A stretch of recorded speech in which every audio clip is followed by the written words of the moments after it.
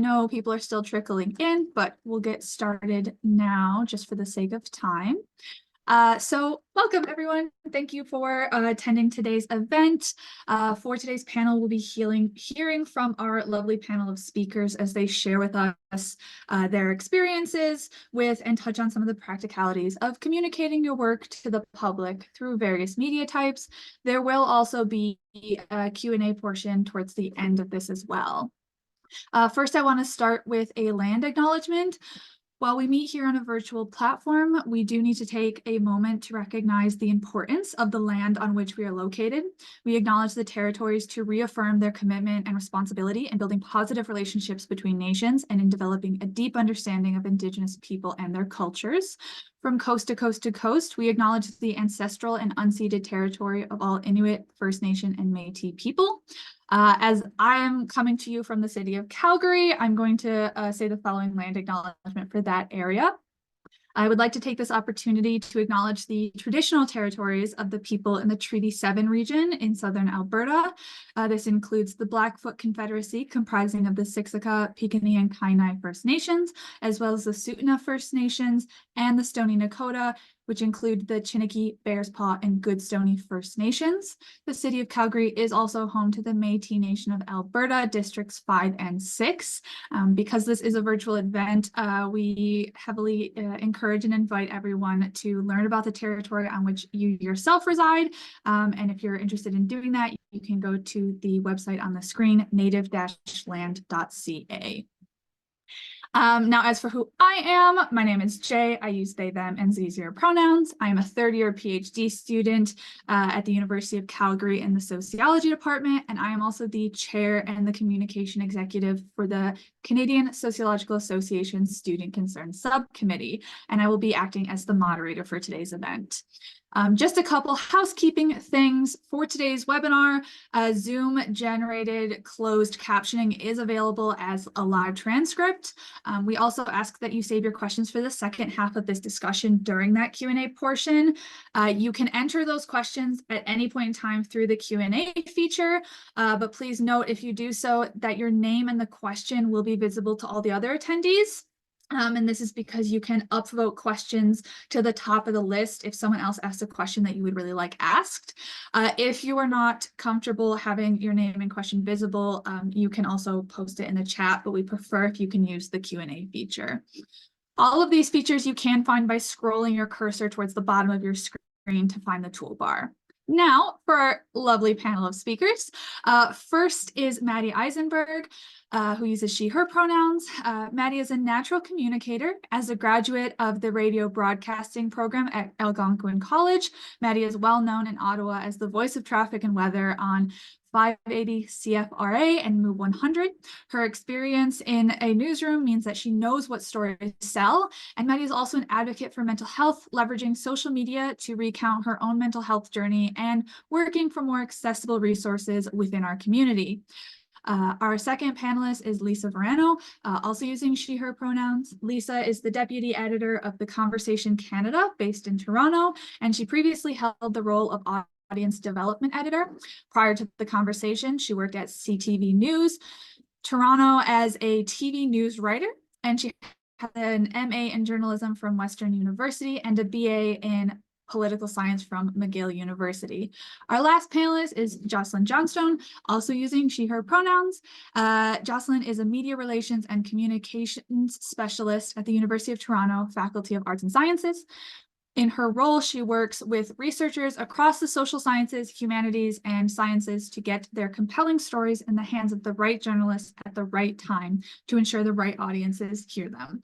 Before joining the University of Toronto in 2021, Josslyn led media relations campaigns for exhibitions, research, and events at the Royal Ontario Museum, and worked with international journalists and talents as a press officer at the Toronto International Film Festival.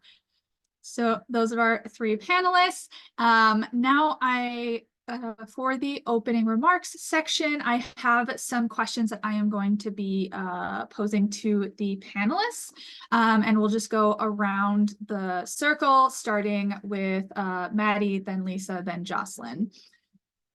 So if everyone's ready, the first question I have for you all is, how do you think students should navigate translating their work for prospective audiences who may know nothing or very little about the field?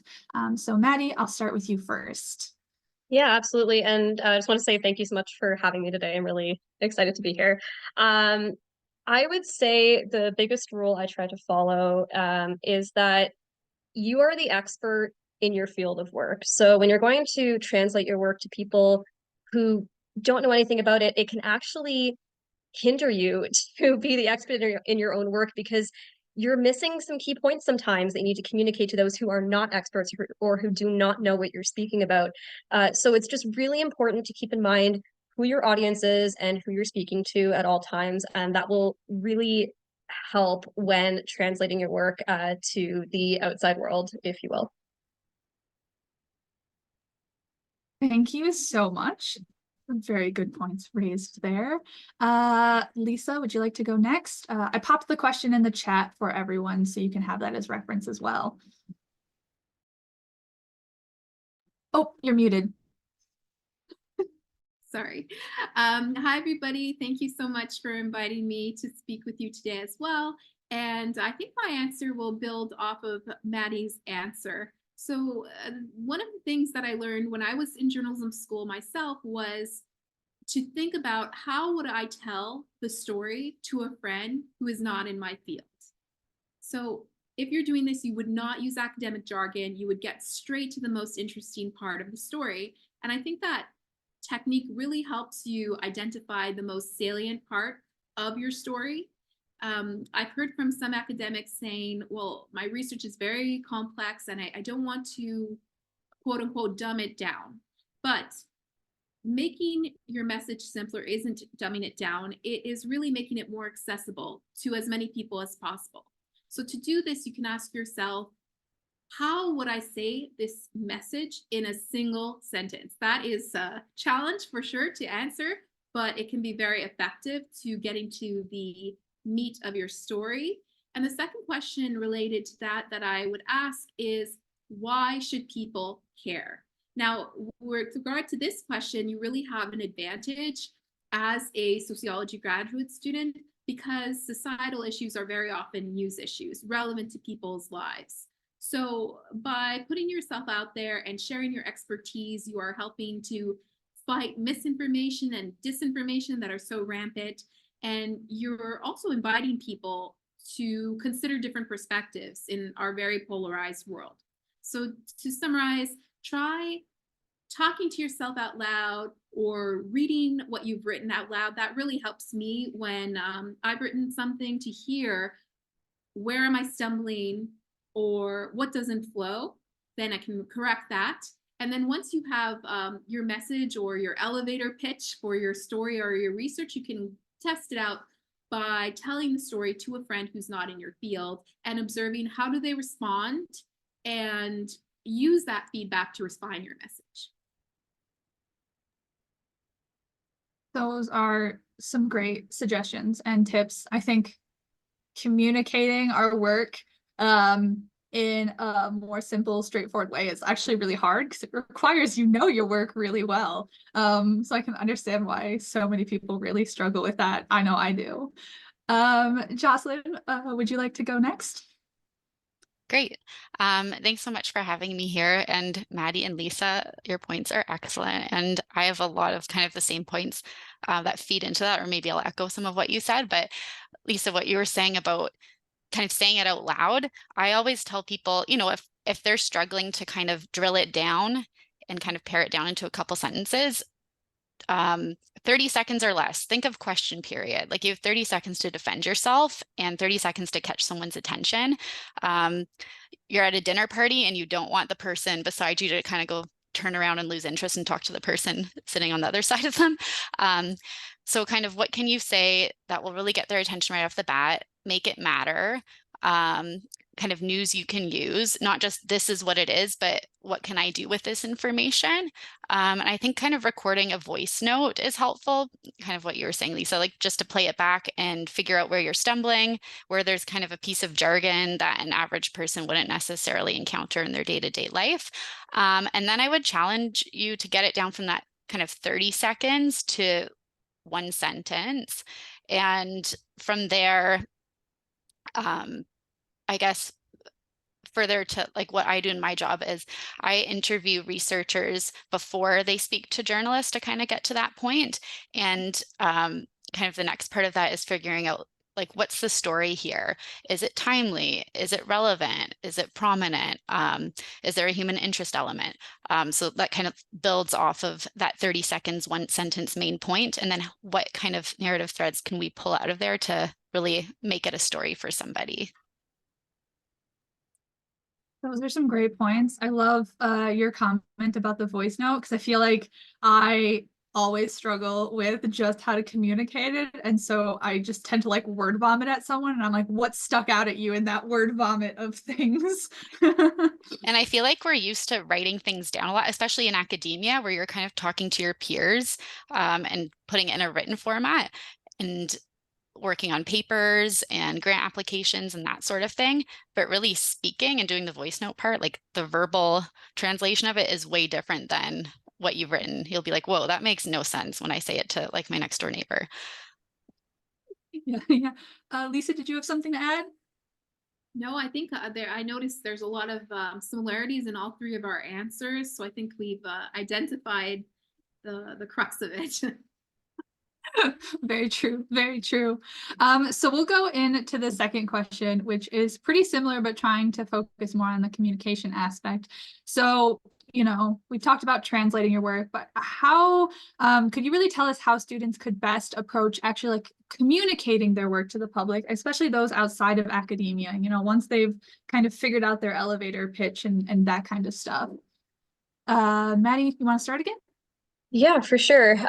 So I'm going to build off my previous points, and Josslyn and Lisa's previous points actually of shorter the better. So with the oversaturation of content these days on social media, traditional media, etc., there is very little attention span for content because there's so much of it right now. So attention spans are really about the length of time that it takes to scroll down with your thumb. If it's not grabbing you immediately, people are just going to keep scrolling and keep reading on to the next thing. So a few ways that I like to grab attention when communicating are things like short first sentences, the use of emojis, which may seem a little bit I guess childish isn't really the right word, but a little bit maybe immature to some people or unprofessional, but it really helps capture that audience and keep them engaged in what you're saying, because it can get a little bit redundant sometimes if you're trying to communicate your points over and over again. Colorful graphics, things like that. I don't like to refer to on and Oh, Maddy, you're cutting out there. I don't know if that's the same for everyone else.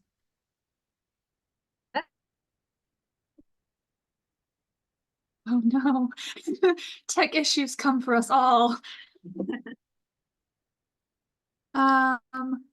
Okay, while we wait to see if Maddy can get the connection fixed. Lisa, do you want to start with your answer to the question, and we can circle back to Maddy? Sure. So in response to this question here, I would start with thinking about what audience do you want to reach and where are they? So for example, if you're trying to reach an older audience, then you might go to traditional media. But if you're trying to reach a Gen Z audience, obviously they're on TikTok. So I'll talk about these two things, social media and mainstream media. If you choose to go with social media, an advantage here is that you can skip the gatekeepers. You don't have to wait for a journalist in a newsroom to decide, oh, this is interesting research, let's cover that. You can instead go directly to your audience. And on social media, in particular on TikTok these days, there are many people who are claiming to be experts, but you, as a graduate student in sociology, are actually an emerging expert, and you have something valuable to say. If you go the mainstream media route, definitely keep in mind that the mainstream media is in crisis. In Canada and in many countries around the world, there have been countless closures of news outlets, frequent layoffs, shrinking newsrooms, staffing. So in that way, I would think about considering digital news outlets instead of, let's say, the legacy media. Digital news outlets include The Conversation, where I am, and also niche news outlets that are covering a specific topic. But regardless of which platform you choose, whether it's social media or mainstream media, I think it's worthwhile preparing to know if you're putting yourself out there, what will you do if you get critical comments or if you get trolled? And now this is especially a problem, of course, for women, for gender diverse people, for racialized people.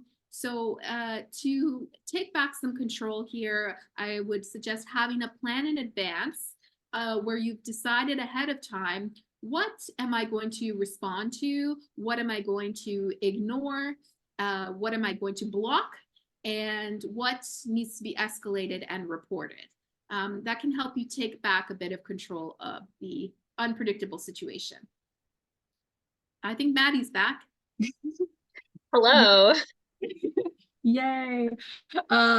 Lisa, those were some really great points, especially when it comes to trolling and things like that, because I think especially on social media or even digital platforms for news, a lot of us aren't as familiar with being on a platform that might have a broader reach and kind of bring us face to face sort of with people we wouldn't normally interact with. So those are all some really great points. Maddy, now that you're back with us, would you like, I think if you start at the beginning of whatever you were talking about, because it cut out pretty quickly. Yeah, absolutely. So I'll keep it brief this second time around, just so we leave time as well for Josslyn. I'm on my phone now, so shouldn't cut.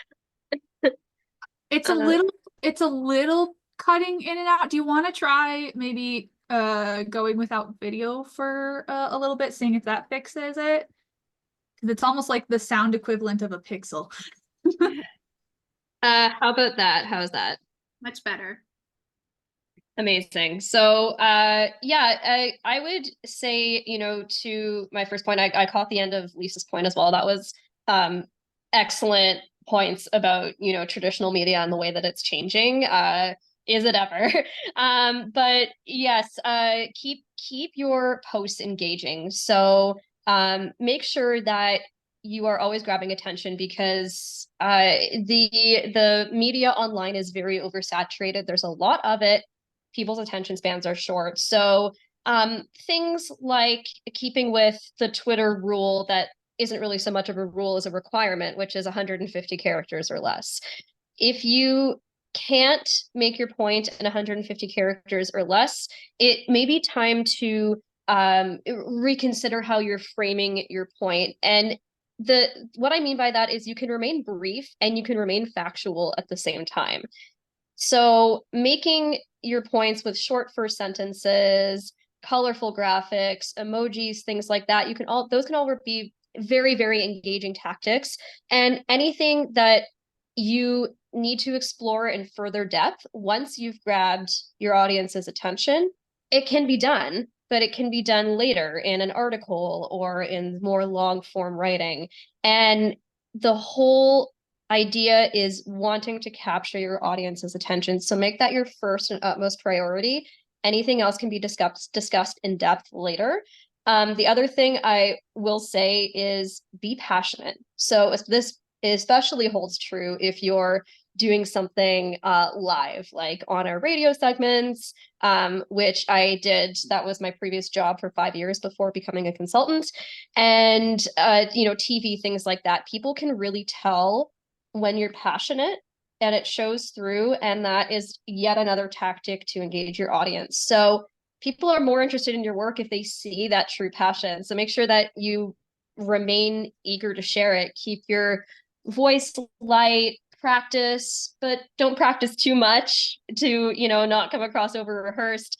These are all things that can be developed, skills that can be developed with practice over time, but just make sure that whatever you're talking about with passion.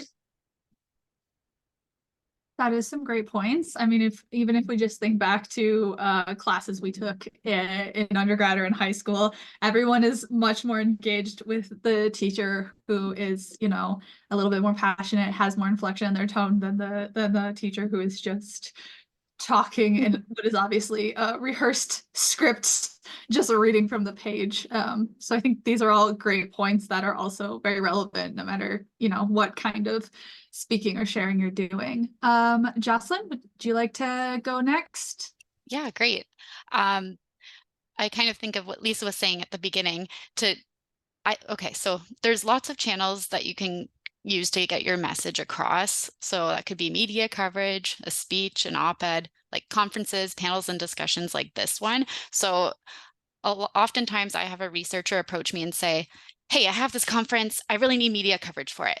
And I kind of like to go back and go, whoa, whoa, whoa. Why do you need media coverage? What is your purpose? And what are you trying to say? Who are you trying to reach? Sometimes a media story isn't the thing that you need. It turns out you want bums in seats, and that's where more marketing tactics come in. So maybe your comms looks like e-newsletters out to a specific subscriber base or social media promotion, that sort of thing. And just to use the conference example, say you have this conference and it's an international conference, you have a really high profile speaker that can shed light on something that's trending in the world right now, or that's going to make some big announcement. There's your story. And there's an opportunity to kind of raise the profile of what this conference is doing, and raise public awareness about it, that it actually exists and people can attend it. But you actually have a story to tell here. You have kind of that news you can use aspect. And I think of that for events generally. So that's just kind of one example to kind of probe the purpose behind what you're trying to say and who you want to say it to, and to get you thinking about all the different kinds of tactics you can use. Thank you. Those are some great points. Genuinely, I'm sitting here taking notes in the corner.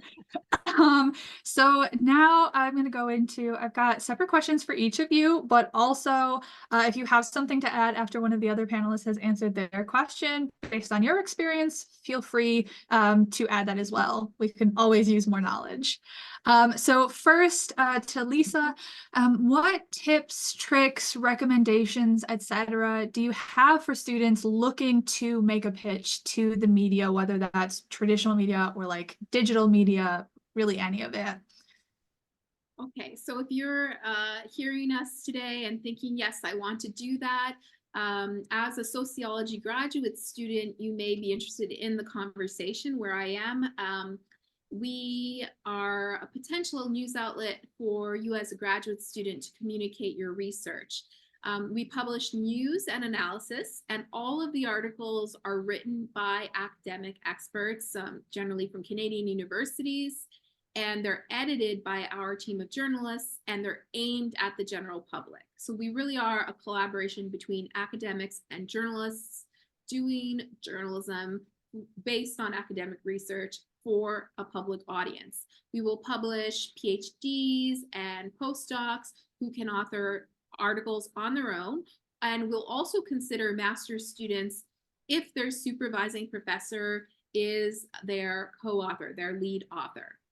If you're interested, you can go to conversation.com and sign up as an author. The link is right at the top of the page. I believe it says become an author. And once you do that, you can submit a pitch.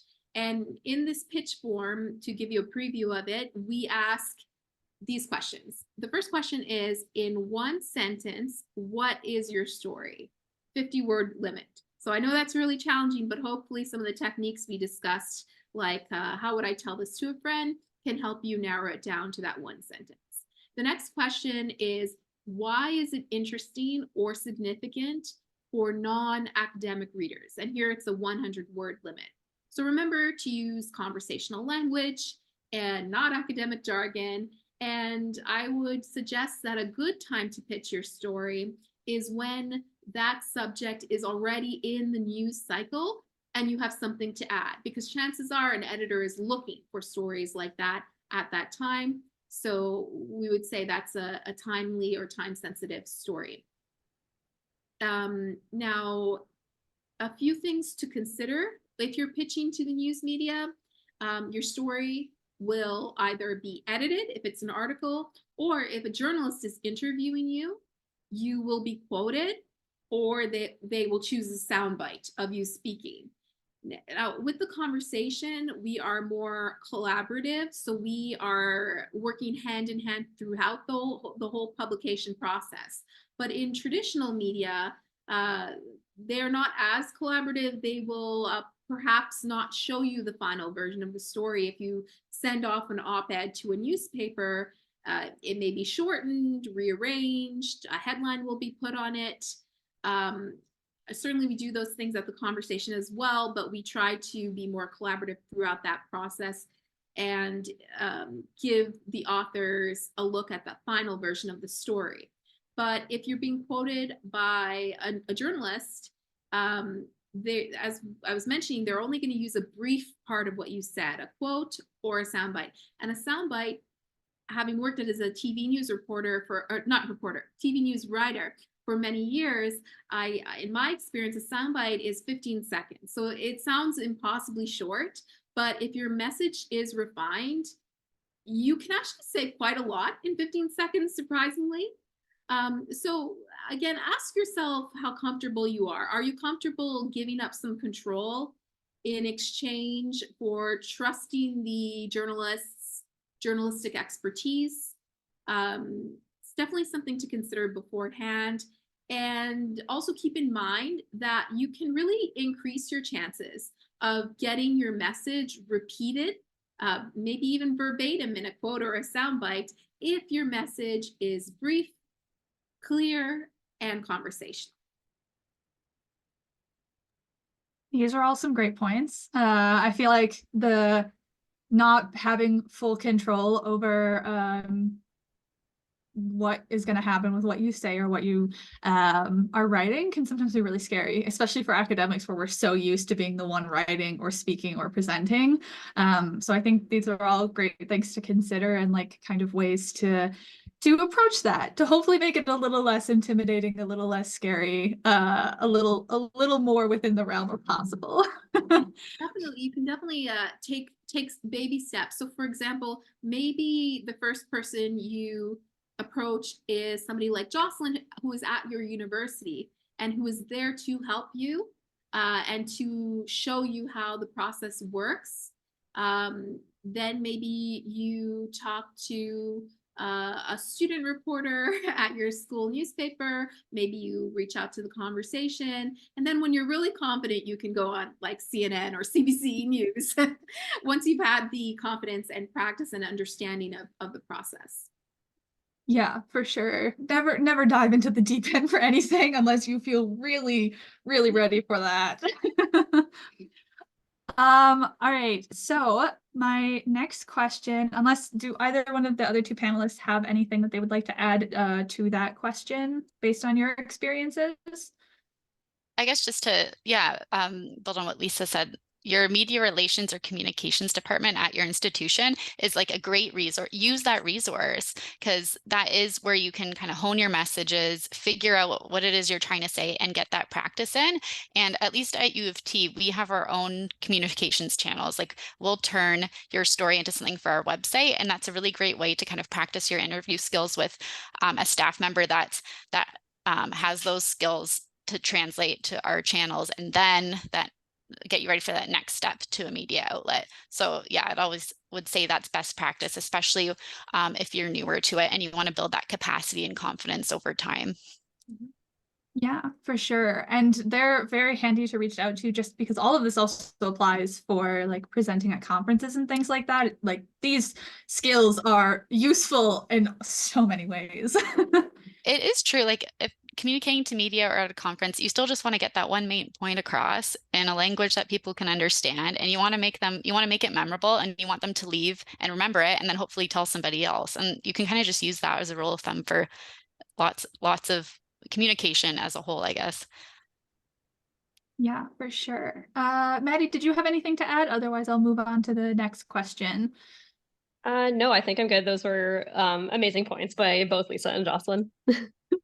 Perfect. So now, Maddy, back to you. How would you suggest students structure their communication based on, different platforms and how they're set up? And you can absolutely draw from or share experiences to how you approach communicating on different platforms. Yeah, I am going to start by building off of, I think, what both Lisa and Josslyn said, which is really that simple language rule. Keeping things short and sweet. There is unfortunately a lot of unsavory news that, pops up in the news cycle these days. So people are really looking for something that's engaging, lighthearted, and simple. When I was working as a traffic and weather reporter back at Bell Media here in Ottawa, my favorite thing to do was a simple good morning tweet. And it sounds kind of redundant. It sounds like it would get lost in the masses, but it didn't, because I would attach a really cute animal gif to each tweet and then put it out every single day, Monday to Friday. And people, when they are seeking out news, I find that a lot of the public really thrives in routine. They thrive in knowing what's going to happen, especially with all of the uncertainty as well, going back to the news cycle. So something as simple as that had probably some of the highest engagement that I have ever had. Maybe, yes, for the animal factor, but also for the fact that it was a point coming across in its simplicity, and it was still achieving the goal of reporting what I wanted to report with a little bit of a road outlook for the day before people started their commutes. But it also had that engagement factor. So simple and exciting language, just to sum that up. And I would say I'm going to talk about a hurdle, because when it comes to different platforms, one of the biggest hurdles that I've seen people face when they're trying to embark on content creation or communicating their work is the ever-changing nature of these platforms. So Twitter changing not just in its social environment, to be kind, but also the algorithm, and the same thing with Facebook and Instagram. The algorithms are constantly changing. Nobody knows what is going to be seen anymore. So everyone is just trying their best to have their content seen by the most amount of people in their key audiences. So just making sure that everything is as engaging as possible to bypass some of that algorithm change, because if it's seen by one person and one person shares it, you have to remember it's going to be seen by all of their friends. Their friends are likely to share it, and it's just a ripple effect from there. So yes, if one person sees it, maybe not super high engagement, but it's a very high chance that other people in their circles are going to see it. And that is exactly how you get an engaging post. So reaching out to everyone and just cutting through that oversaturation. My last point I'll make is building on what Lisa said. I loved the part about 30 seconds. Or sorry, saying what you can say in 15 seconds is what Lisa had said. And I entirely agree with that. I mean, if you think of radio ads, they're usually 15 to 30 seconds long. And by the end of it, you know who they are, you know what they're trying to sell, and you know where you can reach them. And the same applies for any content creation. If it's not, ads that you're writing, it's academic work that you're communicating, same exact rule applies. People need to know, the who, the what, the when, the where, the why. And it can be achieved with practice and, a lot of hard work. It can be achieved in that 15-second rule. Thank you so much. I think that's a really good point with this really drilling home practice. I don't think anyone's gonna be great at this from the get-go. And I think that is also equally terrifying for us academics because we You always should have heard my first radio report. I wish I had to play for you from I think 8 years ago now, because it was not good. It was not good. And 5 years later, it was good. And it just came with constant practice and improving upon things as I learned along the way. Yeah, for sure. I think by the time we get to the point of communicating our work, we kind of forget that we also started in our work as very unknowledgeable. So hopefully this will be less scary after this panel. Do any of our other two panelists have anything to add with that question around communicating different platforms? If not, I'll move on to the next question. All right, so to Josslyn, what advice do you have for anyone who has been approached by a journalist or someone on another kind of media platform to report or speak on their research or work? I guess the first thing that comes to my mind, and it's what you and Maddy just said, actually. Sometimes people can get intimidated by journalists because, you know, they run on very tight deadlines. They may have only heard about, like, gotten this assignment half an hour ago, and then they have a really like short amount of time to get it out there. So there's this pressure to respond right away, which you do want to get back to them in a timely fashion, but you also want to know what you're getting into. And it's okay to kind of ask some questions first if that hasn't been made obvious to you. So I have a bit of like interview request checklist that I share with people. You know, have they identified themselves in the outlet and program they're with? You can ask them when and where the interview will air. Some of this should be made obvious in the request, but if it isn't, just make sure you kind of tick all these boxes. What is the story generally about? You're not going to get questions in advance because that goes against like journalism ethics, and they want the interview to be organic as possible. But you should have a general idea of, you know, what's the story about, and they'll just tell you that in one line. And do a bit of due diligence yourself. You know, once you accept the request and make yourself available, you want to, you know, do a quick Google, check out their Twitter, check out what other stories they've done, or watch a quick clip if you have time to do that, to figure out who their audience is and how their stories are packaged and that sort of thing. Again, it's just kind of doing a bit of research to make yourself more comfortable for the conversation. And then you'll also want to know, how will this interview be conducted? Phone, virtual, like video call, email, in person. Those are kind of your basic interview request checklist things. And also, you know, a journalist isn't your friend. They also aren't your enemy. They just want you to tell them something that they need to know and that their audience needs to know to make sense of the world. And they want you to tell that to them quickly and in a way that makes sense. And they also are really interested in what you have to say, like kind of what you were saying just before this question. You are the expert. And anything that you have to tell the journalist will be interesting to them and to their audience. And you have some light to shed on a topic that's complicated, or you could help someone solve a common problem, or, you know, offer a solution or a call to action to something. You do have insights to share that are valuable. So kind of be confident in that. You're the expert. And at the end of the day, what you have to share will be new and interesting to somebody. It's just about kind of getting it across to someone in a way they'll understand. And then I do want to just talk a bit about how journalists work. Their day-to-day is different than an academic's day-to-day. And I think sometimes those two oppositions can, you know, you academics were used to like researching for a long period of time, deadlines that are longer in some cases, having a long time to get your point across. Journalists, it's the opposite. Everything short timelines, as quick as can be.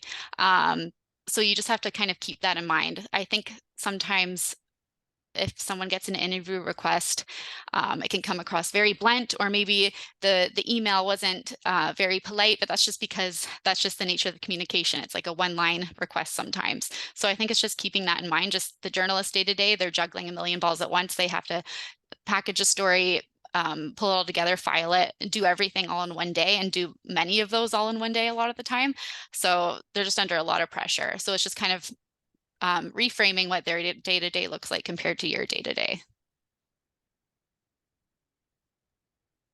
Those are some excellent points. I think, yeah, all of this is very hard if you aren't familiar with this or you've never engaged with journalism as a career field. So I think it's very helpful to be able to talk to all of you here about this and get these insights.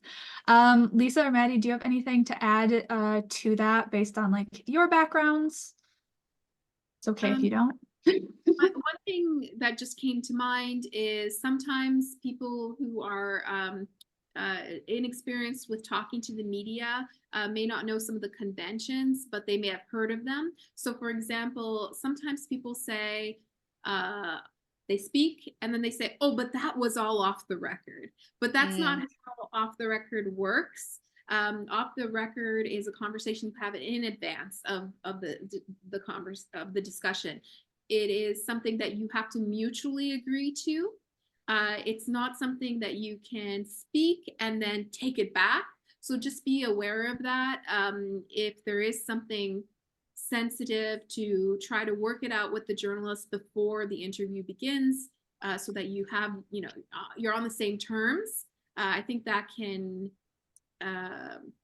prevent future problems. So it just a tip that came to mind. Those gosh darn, oh yeah, I was gonna say those gosh darn TV procedurals, even for journalism, they're giving us false information, but that is some great points. Working relationships, just like any other relationship, require that communication. Maddy, you have something to add?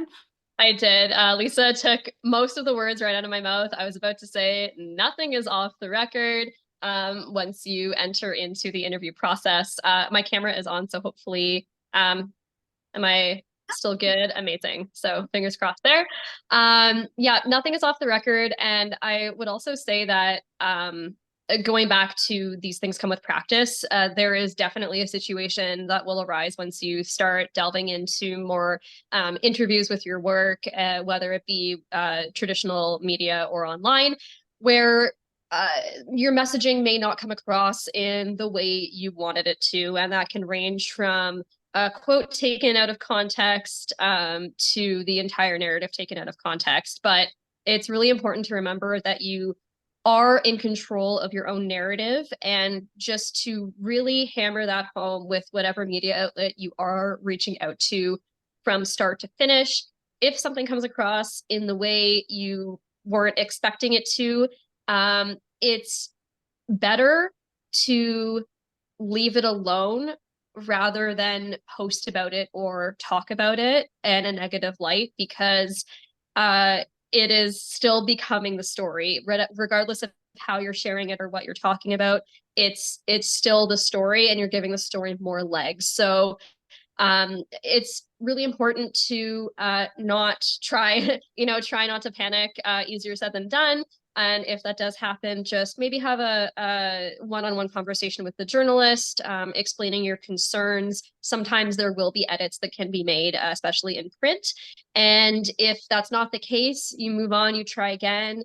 And you can even try again with another news outlet, pitching the exact same story, and have a second chance at really making the story what you wanted it to be in the first place. The other thing I would add is that journalists are looking for stories every day. It's just us, everyone has touched on, it's like we're in an information overload society. So touching on what Josslyn and Maddy have said, like, how are you going to cut through that noise? Because it's not that people aren't interested in your story, it's more, how are you going to get their attention and move on from there? So it's challenging for sure. Yeah, that's some great points. And Maddy, I know you started to touch on some of this, but we've had one of the questions from our audience members is asking if there is like how do you handle if you have been interviewed for traditional media and you feel that your work or message has been misrepresented or misunderstood once it goes live? Do you do like a letter to the editor? How do you approach this? It feels like it becomes totally out of your control if you are communicating something somewhat complex, but it gets misconstrued by a journalist write-up, or the angle that the story changes from what you originally agreed to. And kind of how do you handle that? Or how would you recommend handling that? Yeah. Yeah.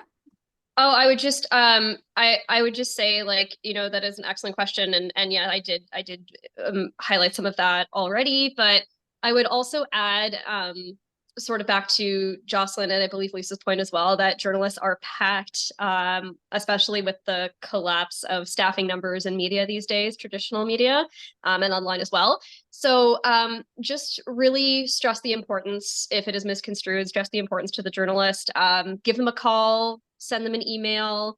I wouldn't, this may be my personal opinion, but I would not reach out to the editor right away. I would try your best to reach out to the journalist who you establish that relationship with, because keeping those relationships with those journalists is also crucial down the line if you'd like to revisit a story with them, or pitch a story to another journalist. The media world is small, so it's really important to try and keep those relationships as stable as possible. So just explaining what happened, and again, that correction can almost always be made unless you're dealing with a situation of a TV interview or a live radio interview. Even if you're dealing with a live radio interview, though, the correction can be made online in print. A lot of the time, you'll see a correction on a tweet or on a Facebook post that has the clip in it, just saying, we have an update to the story, we have a correction to the story. So there are ways to patch that damaged narrative in a way that really repairs what you were trying to say and brings it into a new light while keeping the trust that you have between you and the journalist. I would add to that in your email, reaching out to the journalist who you were talking to, first of all, you may be very mad, may feel emotional, but I would try to remain calm. And then I would try to be specific. So rather than saying, I can't believe you did this and take it down right away, I would say, there are errors in the story, and then enumerate them, like say specifically what is wrong, because sometimes the conflict may be a matter of different interpretations, different styles. It may not actually be factually correct. It's more just that you're not pleased with the outcome. On the other hand, if it is factually correct, rather than starting by making demands, start by saying specifically what is wrong, because journalists have a responsibility to correct information that was factually incorrect, and everybody makes mistakes. Everybody makes mistakes. It's inevitable. So those would be the tips I'd add to Maddy's. Yeah, I think those are both great points. Yeah, sometimes those misrepresentations aren't always intentional. And definitely with the fact that nothing dies on the internet, if you can get things corrected or updated after the fact, like that's still incredibly important, because yeah, nothing dies on the internet. Josslyn, did you have anything you wanted to add in response to that question? I guess just to reiterate what Lisa and Maddy said, like if it's a fact that's incorrect, that's one thing. But then if it's like something personal, or maybe there were some nuances there where you would have had, like in another context, paragraphs to go into, like I've had that circumstance sometimes where you kind of have to pick and choose your battles too, because at the end of the day, it is the journalist story or the publication story, and they have their own angle they want to pursue. And sometimes I think it gets lost, like what's a factual correction to make and what's kind of an editorial decision or preference that's kind of out of your hands. So I think it's just, if we're talking about maintaining the relationship with the journalist and things like that, I would just keep that in mind. And I would also want to add, that's where kind of key messages, which is what we've been kind of talking about throughout this presentation, but really having a handle on your key messages helps you so you don't go off track, so you don't answer a question in a way that you didn't intend to answer it. And I guess just a really quick kind of recap of what key messages are. That's like, I always tell people, come up with 3 main points about what you're there to talk about: the what, the how, the why. 3 to 6 sentences, 12 words max each. Practice your key messages, go over them, drill them into your head. It's not a script, it's a roadmap. It's there to keep you on track. So if someone asks you a tricky question or a question you weren't expecting, instead of kind of just responding without thinking about it, just think back to your roadmap and like, okay, what am I actually here to talk about? How can I redirect that question to an answer that kind of I want to share? And there's kind of different tricks. I always say the beauty of saying, I don't know. I don't know the answer to that question, but what I'm really here to talk about is X, Y, Z. Or, that's really interesting. I haven't thought about it like that before. Let me get back to you on that. Or it's a great opportunity to refer a friend or a colleague that has some expertise in that subject area. Like, I don't have the question or the answer to that question, but I know someone who does, and I can put you in touch with them. So there's a lot of ways to say, I don't know. And I think a lot of times academics really don't want to say, I don't know. And then on the flip side, a lot of people who are doing interviews want to answer to everything. So there's kind of this balance of sticking to your specific area of expertise, but also don't be afraid to say when you don't know something. There's just kind of different kind of new ways to answer that question instead of not answering it. Because at the end of the day, maybe it's just being helpful to the journalist and redirecting them to someone else who does have the answer. Yeah, those are both great points. I feel like as someone with ADHD, having those like key messages to go back to is very helpful for stopping those side tangents.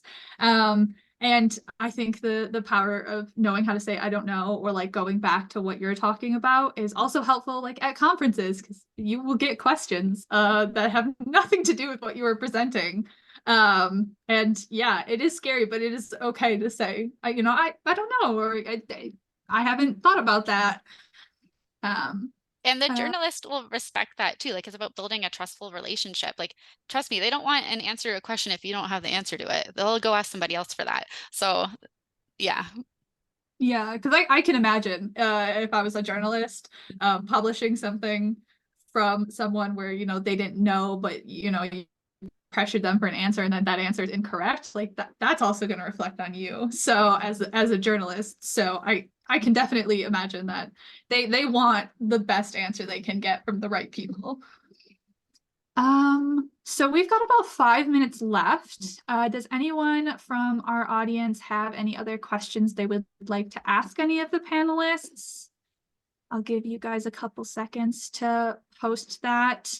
Otherwise, I do have 1 or 2 other backup questions I can ask. Okay, if the audience is going to let me have free reign here. Okay, well, I'll ask a short question. If we do get any more questions in the Q&A, I can ask them. But we've kind of talked about some of like the hurdles, or, some of the things to keep in mind, but I always like to try to end on a more positive note. So, do any of you have like a fun story or like a good example, about your experience promoting either your work or the work of others, whether it's on social media, to journalists, on a news platform, anything like that? Just like a good story or a good example that you'd like to share. I know, I gotta think. Yeah, thinking.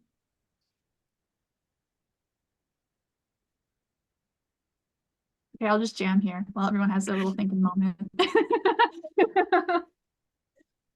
Well, personally, I really love local news, because in local news, you can really go directly to the source and talk to that person in person, or they're in your community. So I can't think of a specific story, but I just find those ones are gratifying, because you're helping keep the community informed. And unfortunately, now with so many news outlets, local news outlets having closed or having shrunk, there is fewer and fewer people, fewer and fewer journalists available to cover those local news stories and to watch at, for example, City Hall, and keep those in power to account. So I think local news can be a real bright spot. I know, Maddy, you talked about your role at Bell Media in Ottawa, so maybe that resonates with you too. Oh yeah. I was actually just thinking that as you were giving your answer, Lisa. I would say, again, no specific examples that come to mind, but time and time again, in my few years at Bell, I wasn't necessarily delivering the most important groundbreaking information because that just wasn't my role at the time. But I was surprised in many moments in my career at Bell who would be listening and who would take value from what I was saying, even if it was just informing people about their commute or how sunny and warm it was that day. And actually, no, I do have one fun example that sticks out of my mind now that I'm thinking about it. I got a call to the newsroom one day. I'd say it was about 3 years into my time on air. And it was this lovely gentleman named Mark. And he is probably in his early to mid 80s. He doesn't commute. He has no reason to listen to my reports, but he called me and said, just wanted to say how like great of a job you're doing and you bring, you know, a positive air and value to the show. But he doesn't drive. He doesn't, you know, venture too far from his house that often. And so it was really surprising to me to get that call. And we actually ended up communicating down the line like once a week over email, sometimes over phone. He would just call randomly just to say hi. And I think that that's part of the value in local news is you have an impact on people when you least expect it, and people really value that relationship that they have with communicators like ourselves. And it may not be a value that relates specifically to them, but I think it's a special relationship that matters and should be preserved. Oh, that's sweet, sweet human connection. Josslyn, did you have anything you wanted to say before we wrap up? Yeah, I guess that's such a beautiful story. And it just goes to show, like, yeah, the power of media is still out there, even though when things seem so fractured and like polarization and people talking their own echo chambers, yelling at each other, like there really is connection, and bridging those gaps is possible. And also in my day to day, I get a lot of joy out of seeing, you know, like a new fresh out of the gate researcher or early career researcher has their study, like a pitch landed and they have a story in the Toronto Star and they can share that with their network and they can tag the journalists on Twitter and put it on their website, and kind of as they're going out into the world and continuing on in their career, it's just like, you know, a record of here's what I'm doing and here's how it has impact. And I love kind of being a part of kind of helping that along in some small way, right? Because they're like you researchers are really doing a lot of really important work that's meaningful to people's lives. So if we can kind of help get it out there and tell more people about it in any small way, then that's the best thing. And to end on a positive note, we talked about the crisis in Canadian media, but one of the upsides of this crisis is that it is generating innovation and new and different ways of doing journalism. So, for instance, the rise of nonprofit news websites in Canada, like The Conversation, I think different ways of doing journalism, such as the more collaborative way we do it at The Conversation with that partnership between academics and journalists. So that is great to see. And I think that you as an academic or as a graduate student in sociology may have other ideas that you can, you know, test out and share for getting your message across that we haven't considered from our backgrounds in the media industry. So I'm really curious to see what you come up with too. That is a great note to end on. Sherry, if you want to put the final slide up for us. Thank you, all of our panelists, for coming and sharing your experience and knowledge. I think this was very interesting for me, so I'm sure it was very interesting for our audience. For anyone who's interested, the Canadian Sociological Association is on Facebook and Twitter, and the Student Concern Subcommittee is also on Twitter and Instagram. You can see that on the screen there, as well as we all have emails. And we like to put on events like this and share other events going on for this and share opportunities. So I highly recommend keeping an eye on those spaces, and feel free to reach out to us if you have recommendations for things you would like to see or events you'd like to be shared as well. And of course, again, just thank you to our panelists. This was amazing, and I think a very important conversation to have. Thank you. Thank you.